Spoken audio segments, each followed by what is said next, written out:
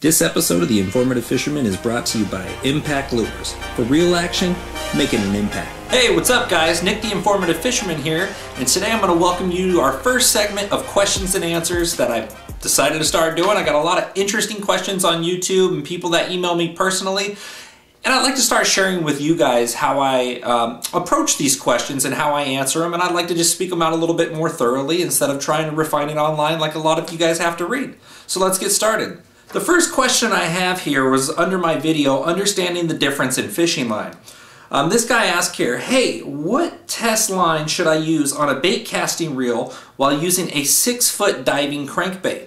Now this is a really interesting question. A lot of people are going to say, oh, you know, just throw on whatever. But when you're fishing a crankbait, you want to be really thorough, and the whole object of the crankbait is to continuously make contact with the bottom. So if you choose too large of a line diameter, you're going to be lifting that crankbait up out of that strike zone. And even if it's a 6-foot runner in the bottom 6 foot to where you're going to be clipping rocks and you use a bigger diameter, you're going to be making it over those rocks, so you're going to be defeating the actual purpose of that bait. So what I like to suggest to people is as low as you ever want to go when crankbait fishing, and this is for bass crankbaits, don't get me wrong, there's giant crankbaits out there, but let me just refine it as in bass fishing. So as low as you want to go is 12-pound fluorocarbon line, and this is if you're throwing those, 20-foot diving, big lip crankbaits. 12-pound is about as low as I ever go to just get them down there real deep, and 17-pound fluorocarbon is high as I ever go, and I'll use that on square bills out and around riprap where I'm hitting a lot of rocks, where I might get it caught up on a log. And the reason for that, the square bills run shallow, so I can use that bigger diameter line. A deep diving crankbait, if I was to use that bigger diameter line, I would be lifting it up at that point. So for a 6-foot diving crankbait, I suggest 14-pound fluorocarbon, which is right in the middle of my 12 and right in the middle of my 17. 6 foot's almost in that medium range, that 10-foot range. But I'm going to go with 14 on that because I can successfully get a bait down to that depth and run it accordingly. So 14-pound fluorocarbon is the answer on that one. Now let's get to the next question. This question is on my Bank Fishing Tips 1 video.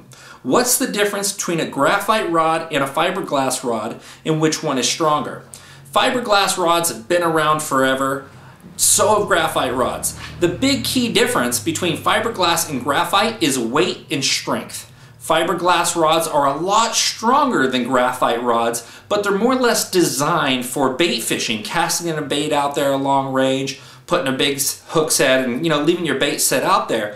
They're not really that light of a rod. So graphite came around for your casting presentations like lures, fishing lures. They're very common in bass fishing competitions, graphite rods.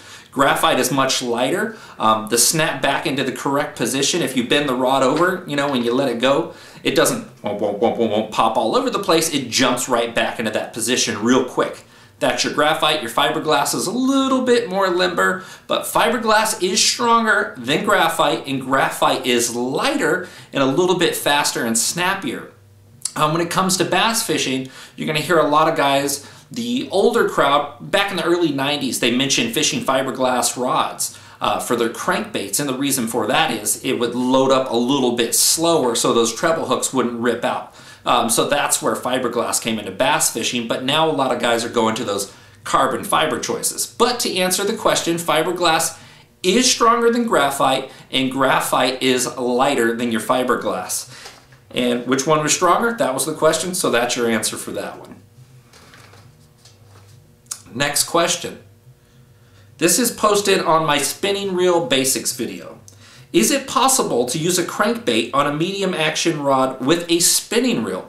Sure it is. Spinning reels were used by bass fishermen. If you look at the old bass fishing videos, they were all using spinning reels. Bait casting, I'm not going to say it's a new technique, but spinning reels were all being used for all bass presentations before that. The biggest difference between spinning outfits and bait casting outfits is the brute strength of a bait casting outfit, of being able to rip that fish out of cover and structure a lot easier using heavier line, heavier baits, and a big stout rod that you can just rip them right out before they swim around a branch. Your finesse presentations, that's for your spinning equipment. Now you're asking me if you can throw a crankbait on it. Sure, you'll find more often than not, even with bait casting equipment, using a crankbait, you still can't horse the fish in. It's got treble hooks. You don't want to rip those treble hooks free. So if any bass fishing presentation for a hard bait that you can manage to get away with, a spinning rod and a crankbait is really not that bad of an idea. You know, it's a very sensitive outfit, but the thing that I'm going to suggest for your spinning rods here is most spinning reels are not that fast. They don't pick up line as fast as a bait casting reel. So what you might want to do here to make up for that subtle change from bait casting versus spinning is use a moderate fast rod, a rod that bends just above the middle, or even a completely moderate rod. And the reason for that is if the bass swims at you and you can't catch up line in time, hopefully you had enough bend in that rod to where that rod's going to suck up a lot of the free line, that free line for you. And that's the answer to that one. And that concludes our first questions and answers video for the Informative Fisherman. Make sure to check out my foundation, guys. We can really use the help. Best of fishing.